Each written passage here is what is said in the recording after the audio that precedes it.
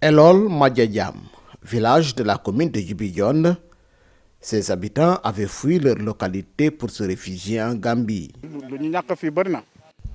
On a quitté, il y a eu des pilonnements et finalement nous avons fui en laissant tout ici pour aller en Gambie. On a tout perdu, on n'a pas amené notre bétail, on n'a rien amené. Les stigmates d'un village abandonné sont encore là, maisons en ruine, point d'eau inexistant entre autres. Le vent de paix qui souffle encourage les populations à revenir, mais un retour au bercail compliqué puisque les habitants sont revenus comme ils sont partis, les mains vides. Nous sommes partis, les mains vides. On a tout laissé ici. Et à notre retour, tout était détruit. Nous demandons vraiment de l'aide. Le maire de la commune de Djibidione est aussi préoccupé par l'accompagnement des familles de retour. Aujourd'hui, pratiquement toutes les 19 villages ont magnifié le désir de retourner. Donc ça, au moins, nous voulons, au moins une fois le retour, que l'accompagnement soit fait au niveau de l'ANRAC, mais aussi au niveau des services de l'État, tels que le piment, le PIDC.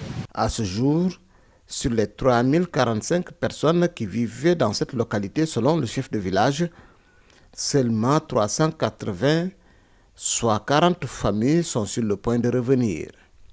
C'est dans ce contexte que le nouveau directeur général de l'ANRAC a effectué sa première sortie dans ce village. Iba Sané est venu en mission précise. Nous sommes venus rencontrer les populations déplacées du village de Madjadjam qui commencent à revenir au bercail pour leur manifester le soutien et l'accompagnement de l'État à travers l'ANRAC. Cependant, le DG de l'ANRAC et sa délégation ne sont pas venus les mains vides. Nous savons tous que nous sommes en période d'hivernage. Et des personnes qui reviennent dans des conditions pareilles, forcément il faut un appui dans l'urgence. Les accompagner à traverser cette période hivernale en mettant à leur disposition les vivres, en mettant à leur disposition des matelas, en mettant à leur disposition de l'huile et pas mal d'autres appuis ou outils nécessaires qui puissent leur permettre de traverser convenablement cette période hivernale. Au-delà de cet appui ponctuel, l'ANRAC va déployer plus de moyens pour un accompagnement global. Chaque famille qui va construire sa maison, nous allons couvrir cette maison en tôle. Nous allons construire des latrines pour cette famille. Nous allons également offrir à cette famille du ciment pour pouvoir renforcer les maisons qui seront construites. Beaucoup de personnes veulent rentrer au bercail, mais cela doit se faire avec précaution et méthode pour éviter les effets contraires. Vous savez que jusqu'à présent, il y a des zones probablement infestées de mines. Donc si ce retour n'est pas préparé, n'est pas encadré, n'est pas coordonné, forcément on risque d'aller tout droit vers une catastrophe, vers le pire.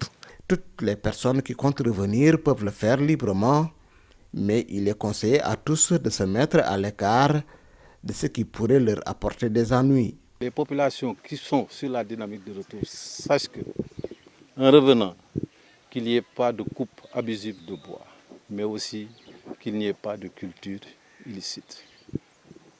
Et pour ce dernier point, je tiens même à remercier, à féliciter le collectif des chefs de village de la commune de Djibidione pour le travail remarquable qu'ils ont eu à faire dans la sensibilisation pour l'abandon des cultures illicites. L'ANRAC, consciente de la tentation qui pourrait gagner ces populations de retour, compte les accompagner par des alternatives pour les éloigner des activités illicites.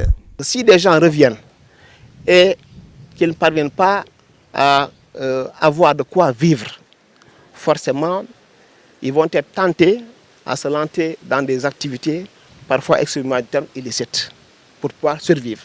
Donc pour pallier tout cela aussi, c'est bon de prendre tous ces aspects en compte pour avoir un accompagnement global qui puisse leur permettre à la fois d'avoir des habitats décents, mais à la fois aussi de pouvoir travailler et de subvenir à leurs besoins économiques. Il faut dire que le fait de voir ces autorités sénégalaises dans leur village réconforte les réfugiés de retour qui reprennent leur sénégalité après 3 ans passés en Gambie contre leur gré et loin de leur terroir.